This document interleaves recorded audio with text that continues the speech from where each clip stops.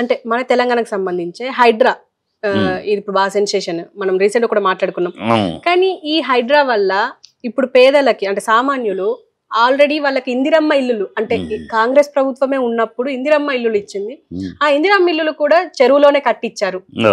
ఇప్పుడు ఆ చెరువులో కట్టించిన వాళ్ళ పరిస్థితి ఏంది అంటే ఇదే ప్రభుత్వమే కదా. ఇదే ఇప్పుడు ఎన్కన్వెన్షన్ కూడా ఎప్పుడుది, ఎన్కన్వెన్షన్ కూడా కాంగ్రెస్ ప్రభుత్వంలో ఇచ్చింది. అది పర్మిషన్లు ఇచ్చింది, వాళ్ళు అన్ని కట్టింది. ఆ టైంలో 2010లో అది ఓపెనింగ్ అయింది ఎన్కన్వెన్షన్ కూడా వాళ్ళ ప్రభుత్వంలోనే. వీళ్ళు ఏంటంటే అప్పుడు డబ్బులు తీసుకుని ఇచ్చారు, ఇప్పుడు డబ్బులు తీసుకుని కూలుస్తున్నారు అంతే. ఇప్పుడు డబ్బులు తీసుకుంటాం కోసం కూలుస్తున్నారు, అప్పుడేమో కట్టడం కోసం డబ్బులు తీసుకున్నారు. ఇలా అంతేగా లంచాలు, ఏ రూట్ అయితే ఆ రూట్ ఇప్పుడు కూలుస్తామని బెదిరించి డబ్బులు తీసుకుంటున్నారు. వీళ్ళు నిజాయితీగా కూలిస్తే నిజంగా హైడ్రా అనేది నిజంగా చెరువులన్నీ సేఫ్ గార్డ్ చేస్తే ఖచ్చితంగా ప్రజలకు మంచిది. కానీ నువ్వు అట్లా చేయట్లేదు.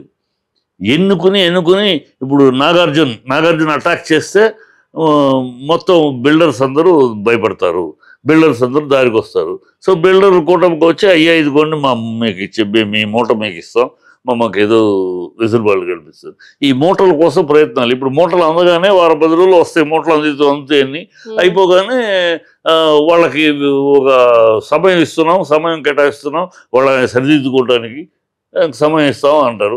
ఆ సమయం 6 నెలలు సంవత్సరం అంటే తర్వాత మర్చిపోతారు ఎవరు. అది ఈ డ్రామా. ఇప్పుడు ఆ డ్రామా ఎందుకు నాగార్జున కేసులో పెండింగ్గా ఉంది, మాకేమి కేసులో పెండింగ్ దీని మీద లేదు, కొట్టేస్తామని అన్నాడు. ఓకే, మీరు చట్ట ప్రకారం చేశారు. మరి కిరణ్ కుమార్ రెడ్డి తమ్ముడు అయ్యప్ప సొసైటీలో అన్ని బిల్డింగులు ట్రస్ట్ యొక్క ల్యాండ్ ఆక్యుపై చేసి ఇల్లు కట్టాడు. బిల్డింగులు అవన్నీ కూల్చారు. అప్పుడు సగం కూలుస్తాడుగా కోర్టు ఆర్డర్ తెచ్చుకున్నాడు అతను. కూలవకుండా ఉన్నాయి, సగం ఉన్నాయి. ఇప్పుడు కూడా చూస్తాడు సగం కూలి సగం ఉంటాయి. మరి అది ఎందుకు కూల్చరా? ఇప్పుడు అది ఎందుకు కూల్చలా? ఎందుకు నీ కిరణ్ కుమార్ రెడ్డి నీ కాంగ్రెస్ ఓడి తమ్ముడైనా పొంగులెడ్డి ఎందుకు కూల్చట్లా? నోటీసులు ఇట్లా పొంగులెడ్డి తీసే అది చూపిస్తుంది కదా, శాటిలైట్ పిక్చర్ చూపిస్తుంది శుభ్రంగా బఫర్ జోన్లో ఉందని. అది ఎందుకు కూల్చో? ఓవీసీకి నోటీస్ కూడా ఇవ్వడానికి దయ్యం లేదు నీకు, ఇవ్వాలి మరి. ఎందుకు ఇవన్నిటికీ ఏంటంటే విద్యార్థులు అకాడమిక్ ఇయర్ చాలా కష్టపడి కొంతమంది కొన్ని ఫ్లాట్స్ ఉన్నాయి కాంగ్రెస్ వాళ్ళు కాంట్రాక్ట్లు కట్టినారు, అవి కూల్చడానికి మళ్ళీ అయ్యో ఎంతో కష్టపడి జీవితంతో కష్టపడి సంపాదించుకుని డబ్బులతో ఆ ఇల్లు కొనుక్కున్నారు, ఆ ఇల్లు కూలిస్తే వాళ్ళ పరిస్థితి ఏంటి, అందుకని వాళ్ళ కోసం వెసులుబాటు కల్పిస్తున్నాం అని 6 నెలలు టైం ఇస్తాం, 1 సంవత్సరం టైం ఇస్తాం, ఈ లోపల వాళ్ళందరికీ రీహాబిటేషను చేయాలి ఏదో చెప్తారు. ఈ లోపల ఎవడో కోర్టుకు వెళ్తాడు, కోర్టుకి స్టే చేస్తాడు, అయిపోతుంది. ఈ లోపల మూటలు అందేస్తాయి. ఈ మూటల కోసం ఈ సూట్ కేసులు అధిష్టానం పంపించి వీళ్ళకి ఆనవాయితీ. మా కాంగ్రెస్ యొక్క కల్చర్ అది. కాంగ్రెస్ ఏ రాష్ట్రంలో అధికారంలో ఉన్నా అక్కడ నుంచి సూట్ కేసులు ప్రతి 3 నెలలకి సూట్ కేసులు అధిష్టానానికి అందాలి.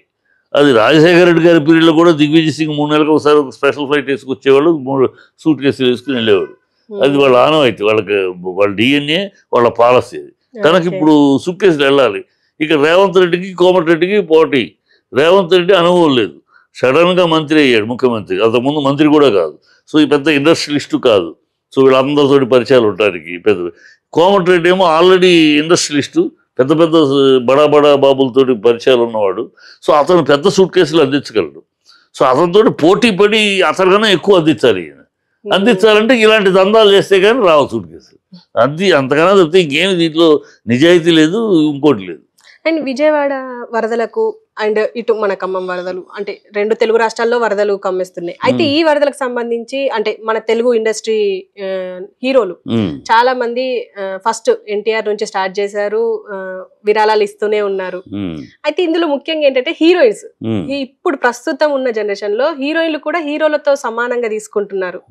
కానీ ఎందుకు విరాళాలు ఇవ్వలేదు, ఒక అనన్య నాగల్ల అనే అమ్మాయి మాత్రమే ఇచ్చింది అని చెప్పేసి అంటే వార్తలు. అంటే హీరోయిన్లు ఇవ్వలేదు అనే దానికి ఎట్లా ఉండాలి జనరల్గా ఆనాటి నుంచి ఈనాటి కూడా అనాదిగా హీరోలు అనేవాళ్ళు, పెద్ద ప్రొడ్యూసర్లు, హీరోలు అనేవాళ్ళు ఆనాటి రామారావు గారి పీరియడ్లోంచి ఆయన దివిసీమ ఇప్పుడు కానీ చేసేప్పుడు తార కృష్ణ గారు కానీ, నాగేశ్వరరావు కానీ, కృష్ణరాజు అందరూ ఆ హీరోలు ఇప్పుడు కూడా మన తెలుగు ఇండస్ట్రీలో హీరోలు స్పందిస్తారు.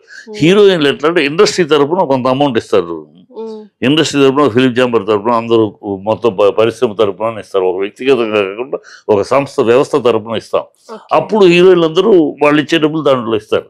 ఓకే. అట్లా ఎప్పుడు జరిగేది. ఇప్పుడు మేము పోయేసారి మేము సైతం చిరంజీవి గారు చేశారు, ఆయన పేరు మీద ఆ, ఆయన ట్రస్ట్ ద్వారా చేశారు, అందరూ ఇచ్చారు డబ్బులు అందరి పేరు, అది ట్రస్ట్ వెళ్తుంది అలా అనమాట. అలా ఒక వ్యక్తిగతంగా కాకుండా పెద్ద ఎత్తున ఒక సంస్థ ఫిల్మ్ ఇండస్ట్రీ ఇచ్చేటప్పుడు దాంట్లో ప్రతి ఒక్కళ్ళు కలుపుతారు. అది ఆనవాయితీ, ప్రతిసారి ఆనవాయితీ. ఇండిపెండెంట్గా ఏ హీరోయిన్ కూడా ఇంతవరకు అలాగూ ఒకళ్ళొకళ్ళు ఇస్తున్నారు అనుకుంటే, అప్పుడు కొంతమంది పెద్ద టాప్ హీరోయిన్స్ ఇచ్చేవారు, మేము అందరు ఇస్తాం నువ్వు కూడా ఇవ్వమంటే ఇచ్చేవారు. ఇప్పుడు అలాగా గతం చాలా కాలంగా ఏమిటంటే హీరోలు ముందు ఇస్తారు, తర్వాత ఇండస్ట్రీ ఇస్తుంది, ఆ ఇండస్ట్రీలో పూల్ అవుతుంది వీళ్ళ అమౌంట్. అంతే కానీ ఏమంటున్నారంటే ఒక తెలుగు హీరోయిన్ ఇచ్చింది బయట అంటే ఎంతో మంది ముంబై హీరోయిన్స్ ఉన్నారు, మన కన్నడ హీరోయిన్స్ వస్తున్నారు, మన దగ్గర చేస్తున్నారు, మరి వాళ్ళు ఎందుకు ఇవ్వట్లేదు అని చెప్పేసి మాట్లాడుతున్నారు. అది మాట్లాడడం తప్పమ్మా. ఇప్పుడు వాళ్ళ కేరళలో జరిగింది, మన తెలుగు వాళ్ళు చాలా మంది అక్కడ యాక్ట్ చేస్తున్నారు. ఒక అర్జున్ ఇచ్చాడు, మిగతా ఎవరు ఇవ్వలేదు ఎందుకని? అది అడిగితే ఎట్లా? అది కదా, అది మన రాష్ట్రం చేసి ఇస్తారు, అది అది ఇవ్వాలి, ఇస్తారా సస్తారా అన్నట్టు ఉండకూడదు కదా. అది అందుట్లో మన తెలుగు ఇండస్ట్రీ ఎప్పుడు కూడా తెలుగు విషయం ఆ విషయంలో వంక పెట్టడానికి లేదమ్మా. నేను చిన్నప్పటి నుంచి చూస్తున్నాను. రామారావు గారు రాశాడు, దాని నాటకం వేశారు, ఆ నాటకం నాన్నగారు రాశారు. సో ఆ రోజు నుంచి చూస్తున్నాను ఇండస్ట్రీలో నేను. ఎప్పుడు వచ్చినా మన తెలుగు హీరోలు, మన తెలుగు ఇండస్ట్రీ గుండెలో తడి ఉన్న ఇండస్ట్రీ మనది. ఆ స్పందన, హృదయ స్పందన ఉన్న ఇండస్ట్రీ మన తెలుగు ఇండస్ట్రీ. ఎప్పుడు వాటికి విషయాలు 10 మందికి ఆపద వచ్చినప్పుడు వాళ్ళు ఆదుకుంటానికి వెనకడుగు ఎప్పుడు వేయలేదు, ఎప్పుడు ముందడుగే ఉంటుంది. దీంట్లో మనం ఊరినే కోడిగుడ్డు మీద వెంట్రుకలు పోయినా ఆయన ఇంత ఇచ్చాడు, ఈయన ఇంత ఇవ్వలేదు, ఈయన ఎందుకు ఇవ్వలేదు, ఇవన్నీ అనవసరపు కెలుకుడదు. ఎప్పుడు తెలుగు ఇండస్ట్రీ హృదయ స్పందనతో ఉన్న ఇండస్ట్రీ, తెలుగు గుండెలో తడి ఉన్న కళాం బిడ్డలు ఇక్కడ ఉన్నది కనుక ఎప్పుడు చేస్తూ ఉంటారు. అది ముందు వెనక ఒకళ్ళప్పుడు ఒకళ్ళు అంతే తప్పితే దాన్ని విమర్శించి చేసేవాళ్ళు ఎవరైనా ఉంటే వాళ్ళకి అవగాహన లోపం ఉంది. ఇప్పుడు తెలుగు స్టేట్స్ లో వరదలు వస్తున్నాయి, కానీ విజయవాడలో వరదలు రావడానికి కారణం ఆ గేట్లు ఎత్తేయడం వల్లే. ఆ గేట్లు కూడా అంటే చంద్రబాబు ఎవరో ఇండైరెక్ట్ గా అవసరం లేమో, డైరెక్ట్ గా చెప్దాం. అదే చంద్రబాబు తన ఇల్లు కూలిపోతుంది నీళ్ళు వస్తే, అందుకని ఆ 11 గేట్లు ఉన్నాయి.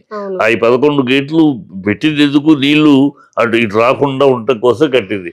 ఈ వరద వస్తే ఇక్కడ ఆయన కరకట్ట మీద కట్టాడు ఇల్లు, ఆ కరకట్ట మీద ఇల్లు అది కూల్చేయాలి. అసలు కూడా చంద్రబాబు ఈయన రేవంత్ రెడ్డి ఇచ్చింది, మరి ఆయనకి హింట్ కావాలి. రేవంత్ రెడ్డి చెరువు మీద ఉన్నాయి కూలుస్తా ఉంటే మరి కరకట్ట మీద కట్టాడు ఆయన. ఆయన ఉంటున్న ఇల్లు మళ్ళీ పైకి నా ఇల్లు కాదు, అద్దెలు అయితే అద్దెకైతే నువ్వు ఉంటున్నావు కదా, దాన్ని నీకు బుద్ధి ఉండాలి కదా, చీఫ్ మినిస్టర్ నువ్వు. ఆ కరకట్ట మీద కట్టకూడదు, ఎలా కడతారు? ఇప్పుడు ఆ కరకట్ట మీద కట్టారు, ఈ వరద ఇటు రాకుండా ఉండటం కోసం గేట్లు ఎత్తేసారు. గేట్లు అయితే మొత్తం విజయవాడ నగరంలోకి దిగింది. చంద్రబాబు తన దీన్ని కాపాడుకోవటం కోసం ముందు సరే తీస్తున్నారు, ఓకే ఇది తీసేస్తున్నారు, అప్రమత్తం చేయాలి కదా. ఈ గేట్లు తీయబోతారు, రేపు అందరూ తీర ప్రాంతాల్లో వాళ్ళు దూరంగా వెళ్ళండి, రీహాబిలిటేషన్ వాళ్ళకి చేసి వేరే చూపించుకొని చెయ్యాలి. అది లేదు, ఎక్కడ తను కూలిపోతుందో ముందస్తు ఆలోచన లేకుండా తన ఆస్తి కాపాడుకోవడానికి డైరెక్ట్గా 11 గేట్లు ఎత్తేయటం వల్ల ఈ ఉపద్రవం.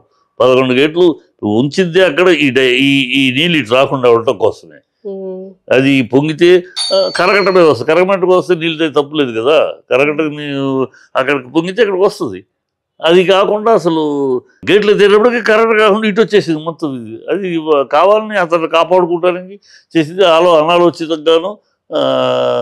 ముందస్తు కనీసం తీసేటప్పుడు అయినా బుద్ధి జ్ఞానం ఉండాలమ్మా. తీసేటప్పుడు ఆఫీసర్లకైనా ఉండాలి బుద్ధి. తీసేటప్పుడు అయినా తీయబోతున్నారు కనుక రేపు నైట్ రాత్రి ఓడదీస్తున్నారు, ముందు అందరినీ రీహాబిలిటేషన్ పంపించేయాలి కదా.